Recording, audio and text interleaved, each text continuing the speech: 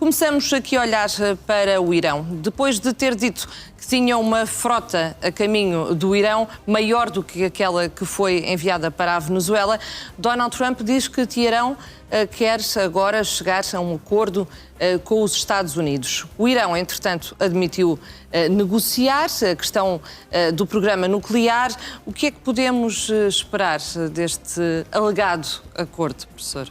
Muito boa tarde, Vânia. Boa tarde aos senhores telespectadores. Não sabemos, primeiro de tudo, de que acordo é que estamos a falar. A questão nuclear no Irão vem da década de 1950. E aí, quem lançou o programa nuclear, ou ajudou a lançar o programa nuclear no Irão, foram os Estados Unidos.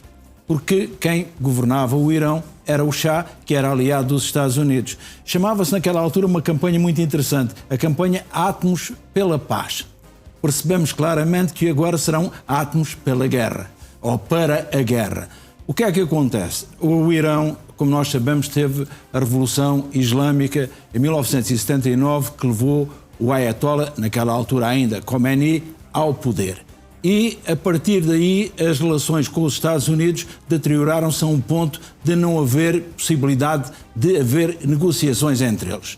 O que é que acontece? O Irão começou um programa nuclear para fins bélicos, a enriquecer urânio. E aí os Estados Unidos tentaram, juntamente, ainda na administração Obama, juntamente com países europeus, concretamente, por exemplo, com o Reino Unido, com a França, com a Alemanha, tentaram fazer o quê? Um acordo, e fizeram. O acordo foi celebrado em 2015. O que é que se pretendia com esse acordo? O Conselho de Segurança passa o tempo a fazer, já vai na terceira rodada, de sanções ao Irão por causa do programa nuclear. E o Irão promete, mas não cumpre. Então, este acordo de 2015 foi para quê? Para tentar que, de uma vez para todas, os países europeus e os Estados Unidos não impunham sanções ao Irão. E o Irão desistia de enriquecer urânio para fins militares, para fins bélicos. O que é que acontece? Donald Trump saiu deste acordo. Saiu deste acordo em maio de 2018. E porquê?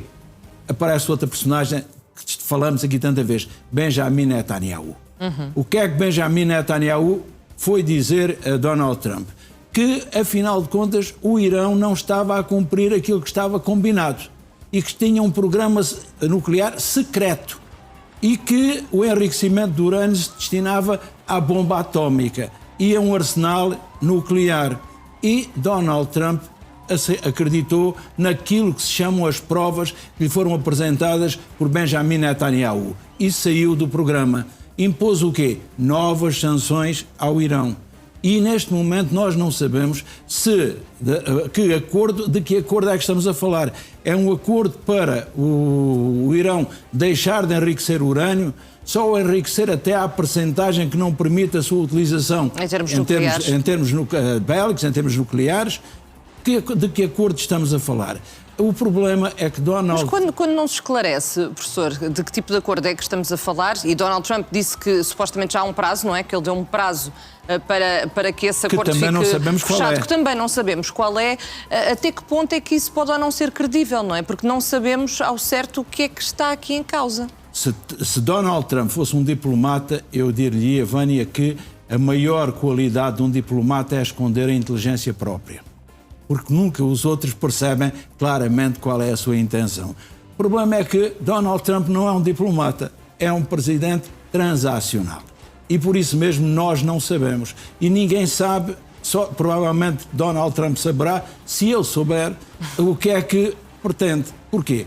O que nós percebemos é que não se faz sentido, como elemento de dissuasão, lançar tantos instrumentos de guerra para o Golfo Pérsico. Não é apenas o porta-aviões, repare, Portugal pode vir a ser chamado também à colação. Porquê? Porque os F-35, que em princípio vão para o Médio Oriente, utilizaram as lajes e o governo português teve de autorizar. O que é que teve de autorizar? Os Estados Unidos podem utilizar a base das lajes, que é uma base portuguesa, mas tem lá, portanto, facilidade de utilização no âmbito da NATO. Não podem para deslocar os caça F-35 para o Médio Oriente, porque não é no âmbito da NATO. Então como é que se faz isso? como aconteceu na guerra do Yom Kippur, pede-se autorização. E Portugal, agora, como na guerra do Yom Kippur, a autorizou. E nem fez perguntas para onde iam os aviões. E porquê os F-35? Precisamente porque percebe a importância dos Estados Unidos e tem o exemplo da Groenlândia e pensa nos Açores. E por isso mesmo eu até percebo a posição do governo português. Pediram-lhe a autorização, autorizou. Na guerra do Yom Kippur, quando pediram a autorização, os aviões já vinham no ar. E ninguém acredita que eles regressassem se Portugal não autorizasse a escala nas lajes. Por acaso pode não ser a escala, pode ser apenas o reabastecimento. O reabastecimento, exatamente. Portanto, e em pleno voo. O que é que acontece? Nós temos de perceber claramente que está aqui um grande poderio. Mas repare, esta semana, quem é que vai ser recebido em Washington? Israel e a Arábia Saudita. E já lá vamos precisamente a Israel, que E também quero falar sobre isso. Israel e Arábia Saudita? Porque são os dois, um que quer uma ação militar no Irão e outro que não quer. A Arábia Saudita não quer. É evidente que, sob o ponto de vista religioso, era muito fácil para a Arábia Saudita. É a líder dos sunitas, é evidente que o Irão é xiita, era muito fácil, portanto, termos aqui um conflito em que a ala mais... a ala maior do Islão poderia tirar proveito. A Arábia Saudita tem medo do Irão. E tem medo do Irão porque percebe que o Irão pode destabilizar toda a região do Médio Oriente. E, portanto, tenta convencer Donald Trump a não interferir. E tem um trunfo. É o muito investimento que prometeu fazer nos Estados Unidos. Investimento em termos de dinheiro, que é algo que fala sempre muito ao coração de Donald Trump. Agora, a Israel tem outra arma. Repara, o Senado acabou de autorizar a venda de armas norte-americanas a Israel. E percebemos que Israel é o aliado preferencial dos Estados Unidos naquela região. Então o que é que acontece? Vão lá em sentido contraditório. O Irão a querer uma intervenção militar. Por outro lado, a Arábia Saudita a querer que se resolva um acordo, que se faça um acordo. Para quê? Para manter a estabilidade, que será sempre precária. Mas é preferível uma estabilidade precária a uma ação dos Estados Unidos, que, a meu ver, só poderá ser de três tipos. Não é uma invasão, no sentido que nós pensamos, como aconteceu com a Rússia na Ucrânia, não é isso. Ou será uma tentativa, porque, repare, Donald Trump depois é contraditório, e voltamos à questão de esconder a inteligência. E porquê? Porque ele diz aos manifestantes em Teherão, manifestem-se porque a ajuda está a caminho.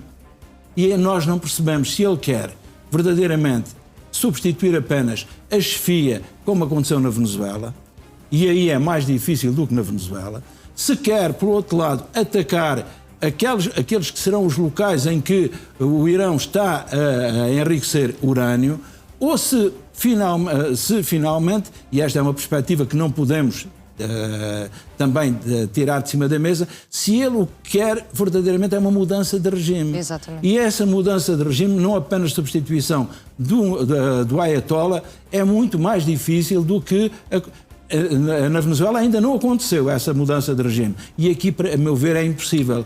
Porquê? Aqueles manifestantes não estão unidos, o movimento é inorgânico e não há um líder natural para encabeçar este movimento. Não é? Por parte do sistema. Claramente, e o que acontece é que verdadeiramente o Irão é uma monarquia, é uma república islâmica, é uma república teocrática. Mas repare, o atual líder, o Ayatollah Khamenei, é muito idoso e já indicou 3 sucessores. Qual é o problema? É que ele entende que um dos sucessores pode ser o seu filho, um dos seus filhos. E aí deixamos de ter uma república para ter uma monarquia teocrática. E uma monarquia teocrática ainda é pior do que uma república teocrática. O que é que acontece? O Conselho dos Guardiães não aceita. E porquê é que não aceita? Porque a palavra república diz-lhes muito. Porque depuseram o Shah, que era uma monarquia. E A situação está muito complexa, vai ter desenvolvimentos nos próximos dias. Eu já antecipava que fosse ainda esta semana. Exatamente, tínhamos falado sobre isso a semana passada e o professor dizia que iria haver um ataque, não era, da parte dos Estados Unidos. Mas um ataque cirúrgico. Exatamente, mas esse ataque agora parece descartado, professor, ou ainda se pode falar disso? Não pode estar descartado. Vamos ver quem é que fala mais alto ao ouvido de Donald Trump. Se Benjamin Netanyahu, se o representante da Arábia Saudita. Quem falar mais alto é quem Donald Trump vai dar ouvidos. E eu quero falar mais alto. E também depende se houver acordo ou não, não é? Porque Donald Trump já disse não vai avançar para já, mas fica sempre um mas. Repara uma coisa, o acordo, ele dizia que era, por exemplo, de suspenderem as execuções. Nós sabemos que não foram totalmente suspensas. Suspensas, sim. Depois, não se falava no nuclear, porque a grande verdade é que neste momento os serviços secretos, tanto da CIA como também da Mossad, estão no Irão. E estão a recolher dados para informar as respectivas, o governo, no caso de Israel, e a administração, no caso dos Estados Unidos, para os informar de qual é a realidade e se há figuras descontentes no regime. É muito semelhante ao que se passou na Venezuela. Só que com uma dimensão muito maior, porque aqui entra o elemento religioso. E na religião, como eu digo, é como nas ideias, as ideologias não são aceitas por serem verdadeiras, é porque queremos acreditar nelas. E quando queremos acreditar nelas, é evidente que não as discutimos, assumimos-las em todas as religiões. Por isso nós, católicos, assumimos dogmas. E dizemos, são verdades que não necessitam de ser demonstradas. Provavelmente porque se calhar não são verdades. Mas nós queremos aceitá-las. Nós queremos assentar a nossa fé nesse elemento. O Irão é este país. E temos de perceber que a grande maioria xiita que lá está é capaz, se houver uma influência externa, uma interferência externa, de se unir. E unir à volta de quem? Unir à volta daquilo que é o regime teocrático. Portanto, Donald Trump, a parte da invasão, da alteração do regime, penso que não consegue. O acordo não sabemos qual é. O que é possível fazer? É possível porque tem havido uma barbárie. A atuação do regime, repara, sabe o que é que o Ayatollah disse à Guarda Revolucionária? Ataquem, matem, sem misericórdia. O Islão é apresentado, o Corão é apresentado como um livro de misericórdia. Ele que se diz que é o arauto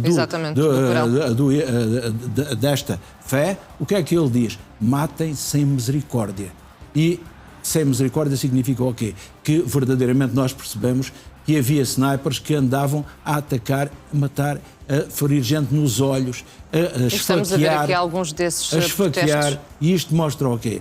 Que o máximo que os Estados Unidos, a meu ver, conseguiram neste momento é que o regime se modere. E muitas mulheres também, professores, a manifestarem-se nas ruas. Lá está. É evidente, porque o que é que acontece? A mulher tem um papel subalterno no Irão, como tem no mundo islâmico. Sabe, diz-se que a mulher no mundo islâmico herda em parte igual ao homem, mas na parte menor.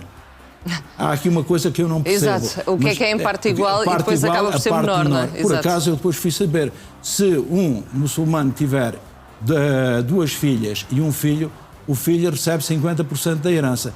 As duas filhas recebem 25% cada uma. Isto mostra o quê? Que a mulher é um elemento subalterno no Irão. No Irão e no Islão. Diz-se muitas vezes que a mulher não foi pensada, não foi criada a partir dos pés do homem para não ser pisada. Que não foi criada a partir da cabeça do homem para não pensar por ele. Foi criada da costela e do lado do coração, para ser protegida e amada. Eu sempre digo que isto é uma proteção, no nosso mundo ocidental, é uma proteção desprotegida. Porquê? Porque não apela àquilo que é a dignidade da mulher.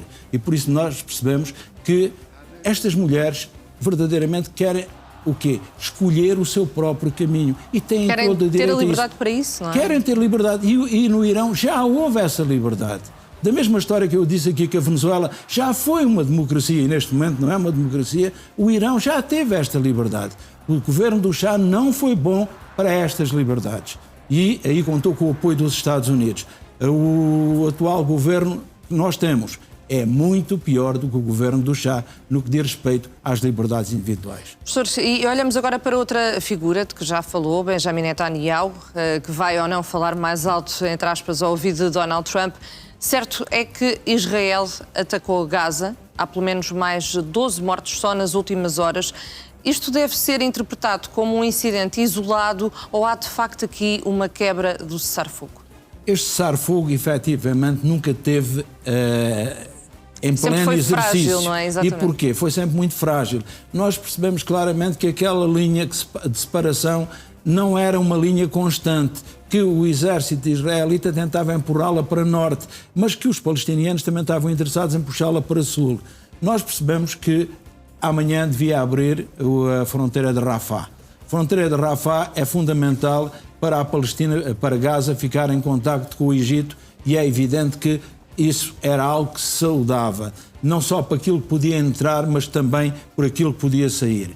Apesar de haver um grande escrutínio nesta abertura. Porquê? Porque é evidente que nós não podemos esquecer que o Hamas está longe de entregar as armas.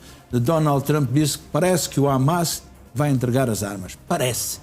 É evidente que com a entrega do último corpo de um refém, que nós percebemos que não era o Hamas que o tinha sepultado, tinha sido a Jihad palestiniana, com o regresso desse corpo do último refém israelita que estava em Gaza, devíamos começar a segunda fase. E o que é que diz a segunda fase? A segunda fase fala-se na reconstrução, mas primeiro tem-se a ver aquilo que é retirar as armas ao Hamas. Tem de haver, em termos reais, condições para a reconstrução. E era preciso aquele governo da autoridade, não da autoridade palestiniana, mas de personalidades tecnocratas palestinianas. Percebemos claramente que Donald Trump alterou isto tudo. E alterou isto tudo porque criou o Conselho da Paz, que nós ainda não percebemos como é que vai funcionar. E não percebemos claramente se se limita só a Gaza ou se depois é extrapolava para outras latitudes. Para a Ucrânia, por exemplo. Então o que é que acontece? A situação que se está a viver em Gaza, sob o ponto de vista humanitário, é uma situação cada vez mais periclitante. Percebemos que as Nações Unidas perderam todo o apoio deixaram de dar todo o apoio que até aí davam à população. Percebemos claramente que Israel está numa atitude de falar com Donald Trump, mas no terreno, não apenas em Gaza, mas na Cisjordânia, aplicar a sua lei. E, portanto, a situação está muito difícil. Dificilmente poderemos entrar naquilo, a construção da Riviera em Gaza estará muito demorada e é evidente que o Hamas também tem muitas culpas no cartório.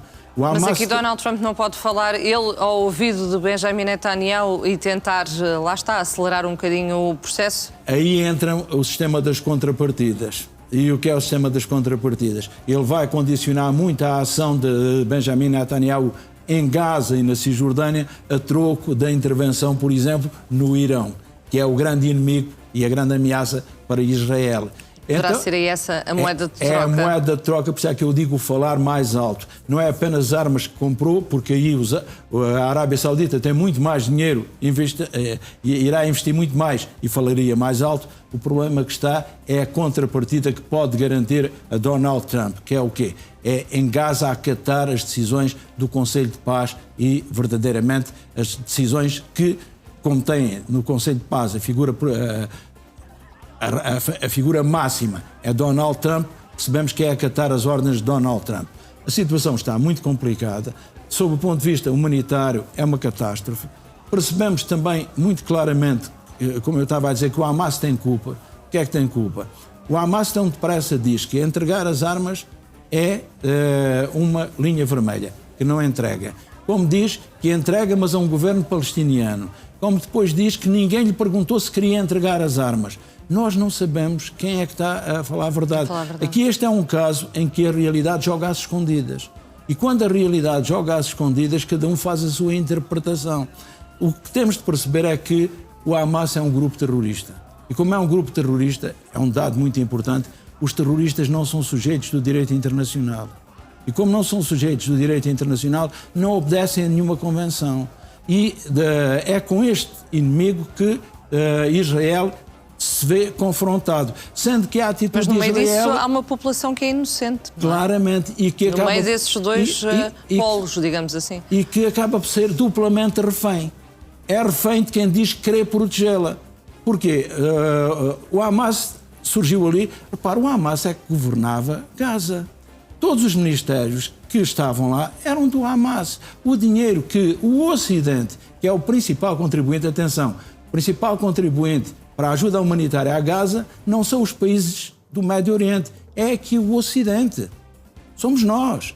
E, portanto, este dinheiro é administrado por quem? É administrado era administrado pelo governo do Hamas, que ganhou as eleições. E a seguir expulsou a Fatah para a Cisjordânia. E a seguir perseguiu todos os seus inimigos. E nós percebemos claramente que aquela rede de túneis que foi construída não foi apenas com o apoio do Irão, foi com dinheiro nosso, dinheiro que foi desviado.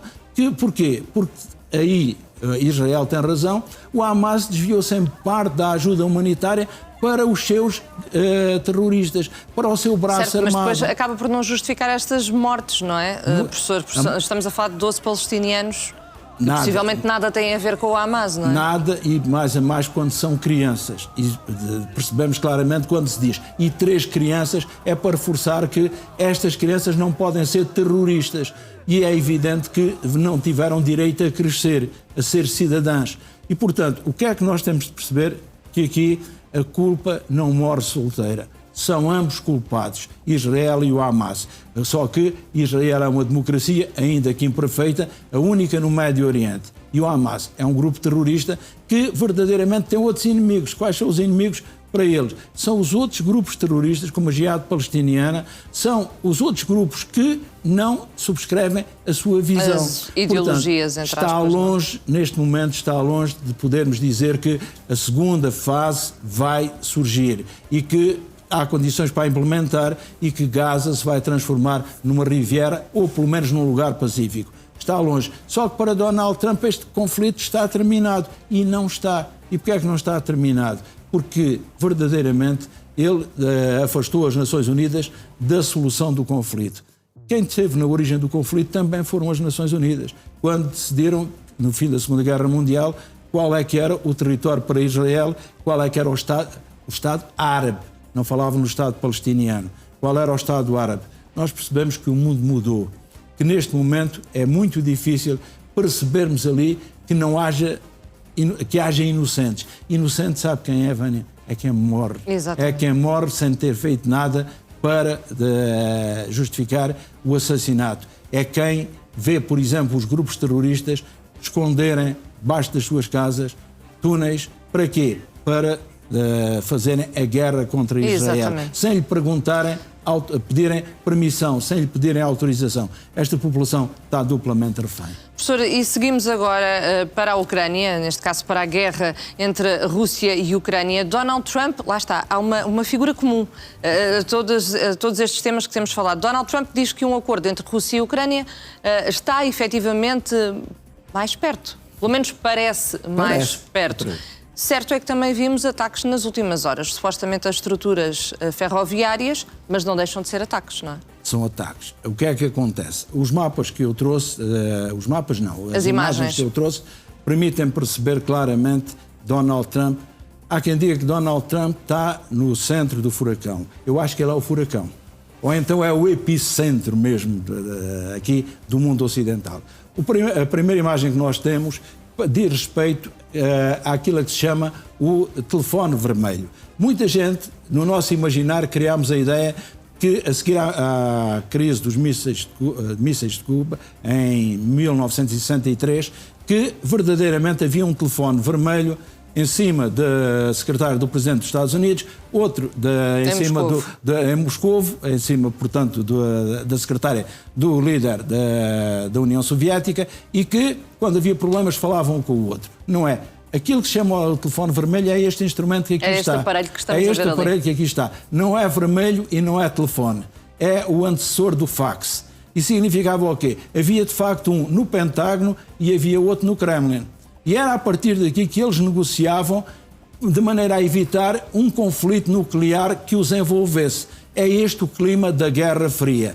Ora, nós percebemos claramente, e eu peço à realização que passe para a segunda imagem, a segunda imagem que eu trago, que é esta, e que já foi muito usada nos meios de comunicação social, é a imagem de quem está neste momento na Casa Branca. É a imagem de Vladimir Putin e Donald Trump.